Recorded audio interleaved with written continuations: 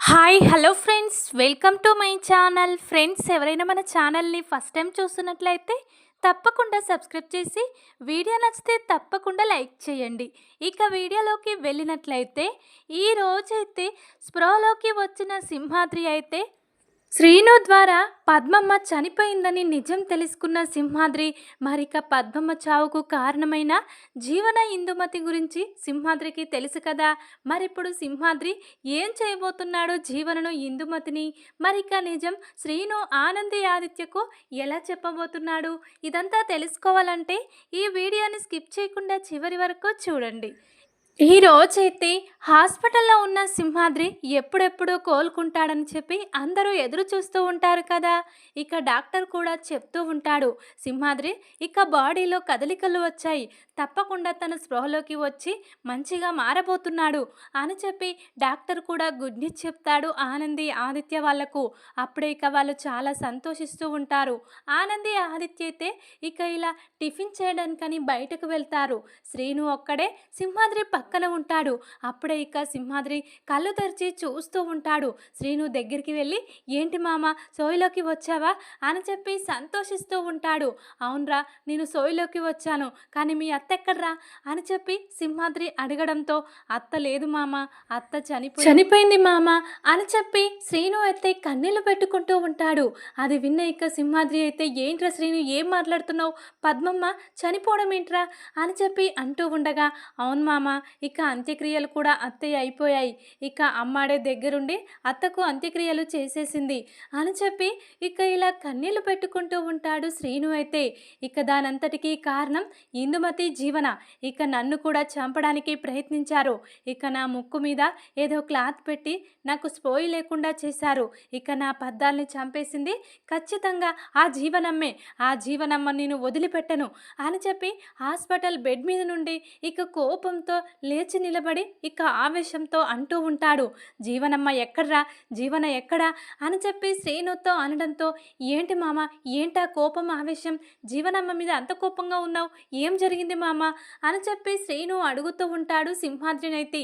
ఏం లేదురా, నేను ఇప్పుడు ఆ జీవనమ్మ దగ్గరికి బయలుదేరుతున్నాను అని చెప్పి ఇక హాస్పిటల్లో ఉన్న ఆ ఇంజెక్షన్స్, గ్లూకోజు అన్నీ కూడా పక్కకు పాడేసి కత్తి పట్టుకొని సింహాద్రి కోపంతో తన భార్యను చంపింది జీవన అని చెప్పి ఇక ఇలా వెళ్తూ ఉంటాడు ఆవేశంగా. ఇంతలోనే శ్రీను అయితే అమ్మాడికి ఫోన్ చేసి, అమ్మాడి ఎక్కడున్నావు, ఇక మామ సోయిలోకి వచ్చాడు, కానీ జీవనమ్మ దగ్గరికి కత్తి పట్టుకొని బయలుదేరాడు, ఏం చేస్తాడో ఏమో అక్కడ గొడవ, వెంటనే మీరు ఇక జీవనమ్మ దగ్గరికి వెళ్ళండి, మీ ఇంటికి వెళ్ళండి అమ్మా అని చెప్పి శ్రీను అయితే ఆదిత్యకు ఆనంద్కి ఫోన్ చేసి చెప్తాడు. దాంతో ఇక వీళ్ళైతే ఆవేశంగా, ఏంటి ఇక నాన్న ఇలా జీవన దగ్గరికి కోపంగా వెళ్ళడం ఏంటి, కత్తి పట్టుకొని అక్కడ ఏం గొడవ చేస్తాడో ఏమో అని చెప్పి వీళ్ళైతే వెంటనే కార్ రివర్స్ తిప్పి ఇంటికి బయలుదేరుతారు. ఇక అప్పుడే సింహాద్రి అయితే కోపంగా కత్తి పట్టుకొని సునంద ఇంటికి వెళ్ళి, జీవన అని చెప్పి గట్టిగా అరుస్తూ ఉంటాడు గుమ్మం ముందైతే. ఇంతలోనే ఇక ఇలా సునంద శశికాంత్ బయటకు వస్తారు. ఏంటి సింహాద్రి, నువ్వు కోలుకున్నావా, కోలుకొని ఏంటి ఆ కోపం ఏంటి, ఆవేశం ఏంటి, మా ఇంటికి ఇలా వచ్చావేంటి కత్తి పట్టుకొని అని చెప్పి శశికాంత్ అడగడంతో, ఇక నేను ఒక పని చేయడానికే వచ్చాను, నా భార్య పద్దాలు చావు కారణమైన ఆ జీవన ఎక్కడ, ముందుగా ఆ జీవనను బయటకు రమ్మని చెప్పండి మర్యాదగా అని చెప్పి గట్టిగా అరుస్తూ కోపంతో రగిలిపోతూ ఉంటాడు జీవన మీద సింహాద్రి అయితే. ఇంతలోనే సునంద అయితే, ఏంటి సింహాద్రి, నీకు మతిపోయిందా, మా జీవన మీ పద్దాలను చంపడం ఏంటి అని చెప్పి అంటూ ఉండగా, అవునమ్మా, ఇక అక్షరాల అది నిజం, ఇక జీవన ఇందుమతి ఇద్దరు కలిసే నా పద్దాలు ప్రాణం తీశారు, ఇక నన్ను కూడా చంపాలనుకున్నారు, కానీ నేను బ్రతికిపోయాను, కానీ వీళ్ళని మాత్రం నేను బ్రతికనివ్వను, నా పద్దాలు ఎంతో మంచిది, ఎవరికి కూడా ఏనాడు ఏ అన్యాయం చేయదు, అలాంటి నా పద్దాల్ని పొట్టన పెట్టుకున్నారు ఈ జీవన ఇందమ్మ అని చెప్పి ఇక చాలా కోపంగా అంటూ ఉంటాడు. ఇంతలోనే ఇక ఇలా బయట సింహాద్రి గొడవ చేస్తున్నాడు, తను కోపంగా ఆవేశంగా ఉన్నాడు, ఇక జీవన కనిపిస్తే చంపేసేలా ఉన్నాడు, అసలే జీవన ఉత్తి మనిషి కూడా కాదు అని చెప్పి జీవననైతే సునంద శశికాంత్ బయటకు రానివ్వరు. ఇక అప్పుడే ఇక సింహాద్రికి కోపం వచ్చి చాలా కోపంగా లోపల ఉన్న జీవన దగ్గరికి వచ్చేస్తాడు. వచ్చి జీవన గొంతు పట్టుకొని గట్టిగా ఇలా నలుపుతూ ఉంటాడు. ఏంటే, ఎందుకే నా భార్యను పొట్టన పెట్టుకున్నావు? నా భార్య నీకు ఏ అన్యాయం చేసిందే అని చెప్పి ఇక ఇలా జీవననైతే గొంతు పట్టుకొని ఇలా అంటూ ఉండగా ఇక సునంద శశికాంత్ అయితే, ఏంటి సింహాద్రి, ఇంటి మీదకి వచ్చి ఏంటి గొడవ? జీవన మీద చేయి చేసుకుంటున్నావు. అసలు జీవన చేసిందని నీకెలా తెలుసు? అసలు నీ దగ్గర ఏమైనా సాక్ష్యం ఉందా? ఎందుకంత కోపంగా జీవనను ఇలా చేస్తున్నావు అని చెప్పి ఇక శశికాంత్ సునంద అడుగుతూ ఉంటారు సింహాద్రినైతే. లేదయ్యా, ఇక ఈ జీవనమ్మ చేసినట్టు ఇక నా దగ్గర సాక్ష్యం కూడా ఉంది. ఆ సాక్ష్యం కూడా నీకు చూపిస్తాను. కానీ ఈ జీవనమ్మని మాత్రం ఇప్పుడు నేను బ్రతకనివ్వను. ఎందుకు నా పద్దాల్ని పొట్టన పెట్టుకున్నారో మర్యాదగా చెప్పండి అని చెప్పి ఇలా గొడవ చేస్తూ ఉండగా ఇంతలోనే ఆనంది ఆదిత్య కూడా ఇంటికి వచ్చేస్తారు. ఇక సింహాద్రి జీవన గొంతు పట్టుకొని అలా అనడం చూసి, ఏంటి నాన్న, నీకేమైనా మతిపోయిందా? ఎందుకు జీవన మీద అలా అరుస్తున్నావు? అంత కోపం ఎందుకు నీకు జీవన మీద అని చెప్పి తన కూతురు ఆనంది అయితే సింహాద్రిని పక్కకు నెట్టేస్తుంది. దాంతో ఇక సింహాద్రి అయితే, అమ్మ నీకు తెలియదమ్మా వీళ్ళ గురించి, వీళ్ళేనమ్మా మీ అమ్మని పొట్టన పెట్టుకుంది, నన్ను కూడా వీళ్ళేనమ్మా ఇలా చేసింది. ఇక వీళ్ళు అసలు ఎందుకు ఇలా చేశారో మర్యాదగా ఇక చెప్పమని చెప్పు. ఇక నేను ఇప్పుడు ఈ జీవనమ్మని ఇందమ్మని మాత్రం ఇక ఎప్పటికీ వదిలిపెట్టను. ఇక నా పదాల దగ్గరికి వీళ్ళని పంపించేస్తాను అని చెప్పి కోపంతో అంటూ ఉంటాడు. దాంతో ఇక ఆదిత్య ఎత్తి, ఆగండి మావయ్య, మేము అడుగుతున్నాం కదా నెమ్మదిగా, ఇక మేము అడిగినాక ఇక నువ్వు చెప్దు అని చెప్పి జీవనను అడుగుతూ ఉంటారు ఆనంది ఆదిత్య ఎత్తి. ఏంటి జీవన, ఇక మా నాన్న చెప్పేది నిజమేనా? నువ్వు ఇందుమతి ఇద్దరు కలిసి మా నాన్న రూమ్లోకి వెళ్ళి మా నాన్నకు మత్తిచ్చి పడుకునేలా చేసి మా అమ్మను చంపింది మీరే అని మా నాన్న క్లారిటీగా చెప్తున్నాడు. అది నిజమేనా? చెప్పు అని చెప్పి గట్టిగా నిలదీస్తూ ఉంటుంది ఆనంది అయితే జీవనను. దాంతో ఇక జీవన అయితే, లేదు కుట్టి, నాకేం అవసరం ఇక మీ అమ్మను చంపడం.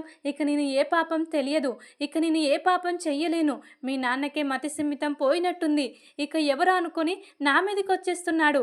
ఇక నేను ఎలాంటి అపాయం ఎవరికి చెయ్యలేను. అసలు నేను ఉత్తి మనిషిని కూడా కాదు. ఈ టైంలో నైట్ వెళ్ళి ఇక నేను అక్కడ హత్య చేయడం ఏంటి? అలా చెప్తే మీరు ఎలా నమ్ముతున్నారు అని చెప్పి నంగనాచిలాగా అంటూ ఉంటుంది ఇక జీవన అయితే. దాంతో ఇక సింహాద్రికి మరింత కోపం వస్తుంది. ఏంటమ్మా, ఎందుకు నన్ను అలా నిందిస్తున్నారు? నేను చెప్పింది అబద్ధమని చెప్పి ఎందుకు మీరు తప్పించుకోవాలని ప్రయత్నిస్తున్నారు? మీరు నా నుండి తప్పించుకున్నా ఇక మీరు పోలీసుల నుండి తప్పించుకోలేరు. నిన్ను ఎట్టి పరిస్థితిలో వదిలిపెట్టేది లేదు. ఇక చస్తే నా చేతిలోనైనా చావాలి, లేకుంటే నువ్వు పోలీస్ స్టేషన్లోనే ఉండాలి. ఇక నువ్వు ఉత్తి మనిషివైనా ప్రెగ్నెంట్వైనా అవన్నీ నాకు అనవసరం అని చెప్పి సింహాద్రి అయితే కోపంతో అలా అంటూ ఉంటాడు. ఇంతలోనే జ్యోతి సూర్యులు కూడా ఇక్కడికి వచ్చేస్తారు. సింహాద్రి కోపాన్ని చూసి, సింహాద్రి ఆవేశాన్ని చూసి, అసలు ఏంటి ఇలా జరగడం ఏంటి? సింహాద్రి ఇక ఇలా మాట్లాడుతున్నాడు, అసలు నిజమేనా సింహాద్రి చెప్పేది? అబద్ధమా? సింహాద్రికి ఏమైనా అయ్యిందా అని చెప్పి జ్యోతి సూర్యులైతే ఆలోచిస్తూ ఉంటారు. ఇంతలోనే ఇక జ్యోతికైతే ఒక ఆలోచన వస్తుంది. ఇంకా ఎందుకండి, ఎవరిని నమ్మాలో ఎవరిని నమ్మొద్దో అర్థం కావట్లేదు. కాబట్టి ఇక మనం వెళ్ళి నిజమేంటో తెలుసుకుందాం పదండి అని చెప్పి మళ్ళీ వాళ్ళ ఇంటికి పద్మమ్మ రూము సింహాద్రి రూమ్ దగ్గరికి వచ్చేస్తారు. ఇక అక్కడ కాంపౌండ్లో ఒక సీసీ కెమెరా ఉంటుంది.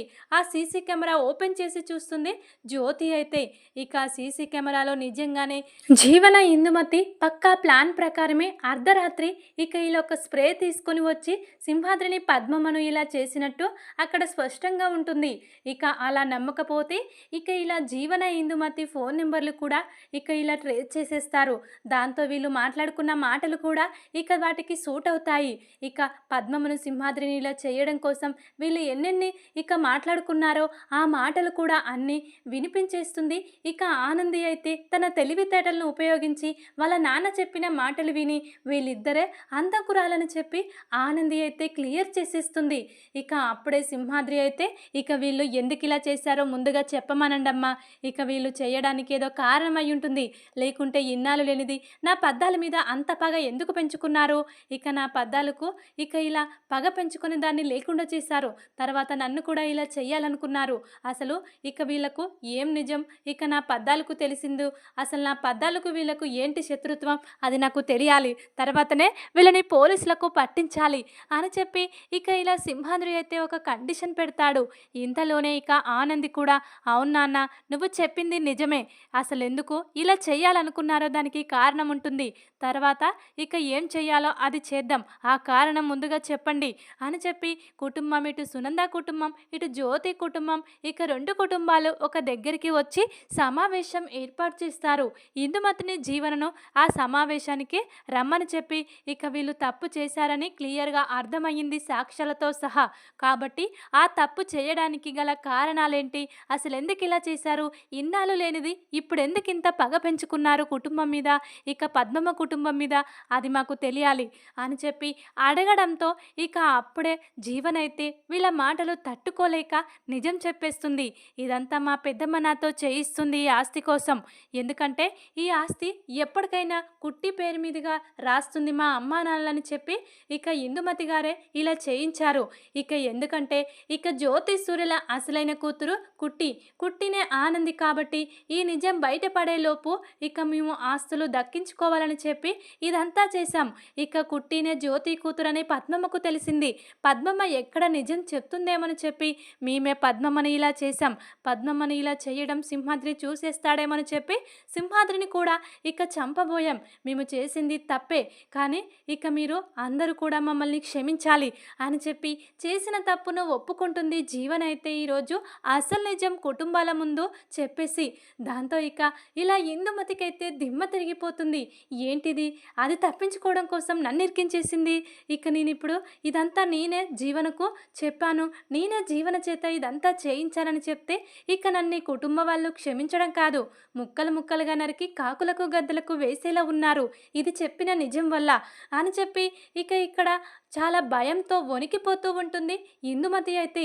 అప్పుడే ఇక ఇలా కుట్టి అయితే ఇందుమతి దగ్గరికి వస్తుంది. ఏంటిందమ్మగారు, జీవన చెప్పిందంతా నిజమేనా, ఇంకేమైనా అబద్ధం ఉందా, ఇక మీరేం చెప్తారో చెప్పండి అని చెప్పి మళ్ళీ కుట్టి అయితే ఇందుమతి దగ్గరికి వచ్చి ఒక లాయర్లా ఇందుమతిని కూడా ప్రశ్నిస్తూ ఉంటుంది.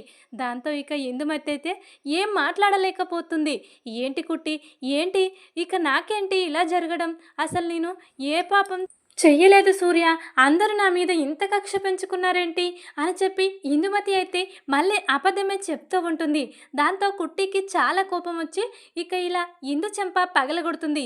జీవనైనా తప్పును ఒప్పుకుంది, కానీ నువ్వు ఇంకా తప్పించుకోవాలని ప్రయత్నిస్తున్నావు. అంటే నువ్వు దేన్ని ఆశించావు, మా కుటుంబం సర్వనాశనం చేయాలనా, లేకుంటే ఆస్తులు మొత్తం లాక్కోవాలనా? ఎందుకు నీకు ఇక నీ భర్త శంభుకి మా కుటుంబం అంతే అంత కోపం అని చెప్పి కుట్టి అయితే అంటూ ఉంటుంది ఇక ఇందుతో. అప్పుడే ఇక ఇందు అయితే లేదు కుట్టి, ఇక నిన్ను మీ అమ్మా నాన్నలకు నిజంగానే గండం ఉంది. ఆ గండం వల్లే ఇక మీ అమ్మకు అపాయం జరుగుతుంది. జ్యోతి ప్రాణాలను కాపాడడం కోసమే ఇక నిన్ను దూరం చేశాను, ఆ మాట నిజమే. కానీ మీ వాళ్లకు ఆ గండం తొలగిపోయాక నిన్ను దగ్గర చేయాలనుకున్నాను. ఇక ఆ గండం ఇప్పటికీ తొలగిపోయింది. నువ్వు వాళ్ళకు దగ్గర కావాలనుకుంటున్నావని నేను తెలుసుకున్నాను. అందుకే నేను ఇక ఈ గండం మీ అమ్మకు రాకూడదని చెప్పి పద్మమ్మ నిజం ఎక్కడ చెప్తుందని చెప్పి పద్మమ్మను ఇలా చేశాను. మీ అమ్మ జ్యోతమ్మను కాపాడడం కోసము కేవలం పద్మమ్మను ఇలా చేశాను. అంతేకాని పద్మమ్మను ఇక నేను కోపగించుకొని నేను శత్రులా చూసి చంపలేదు అని చెప్పి ఇందు అయితే అంటూ ఉంటుంది. లేదు, ఇక నాకు గండం పోయినట్టు నీకెలా తెలిసింది? అసలు నా గండం పోయి చాలా రోజులవుతుంది, అయినా కూడా నేను నిజం చెప్పలేదు. ఎందుకంటే మా అమ్మ కళ్ళల్లో జీవన మీద ప్రేమను చూశాను, ఎప్పటికైనా ఆ సంతోషాన్నే కోరుకున్నాను కాబట్టి నేను నిజం బయట పెట్టలేదు. కానీ నువ్వు ఇప్పుడు మళ్ళీ కొత్త డ్రామా ఆడుతున్నావు తప్పించుకోవడానికి. నాకు అన్నీ తెలుసు. ఇక కుట్టిగా ఎప్పటికీ ఇంట్లో అడుగు పెట్టకూడదు, ఎప్పటికీ మా వాళ్ళు నమ్మకూడదని నువ్వు ఎన్నో ప్రయత్నాలు చేసి ఆగిపోయావు. నేను ఆ ప్రయత్నాల్లో విఫలమైపోయాను, అది కాదనట్లేదు. కానీ నువ్వు ఇప్పుడు చేసింది మాత్రం తప్పు. ఇద్దరిని హత్య చేయాలనుకున్నావు. ఇక అలాంటి క్రూరత్వం గల మనసు నీది. కాబట్టి ఇలాంటి వాళ్ళు ఇంట్లో ఉండడం కంటే జైల్లో ఉండడమే బెటర్. ఇంట్లో ఉంటే క్రూరముగాల్లాగా ఇంకా ఎంతమంది ప్రాణాలను తీస్తావో నీవు. అందుకే ఇక మా నాన్న నీకు శిక్ష వేయబోతున్నాడు. ఇక పోలీసులకు కంప్లైంట్ ఇచ్చి ఇప్పుడే ఇక్కడికి వచ్చాము. త్వరలోనే వాళ్ళు వచ్చి ఇక నిన్ను జీవనను అరెస్ట్ చేసి తీసుకెళ్తారు అని చెప్పి కుట్టి అయితే అంటూ ఉంటుంది ఇందుతో. అప్పుడే ఇక ఇందు అయితే వద్దు కుట్టి, నీ పెద్ద మనసుతో నీ మంచి మనసుతో నన్ను క్షమించు. ఇక నుండి బుద్ధిగా ఉంటాను.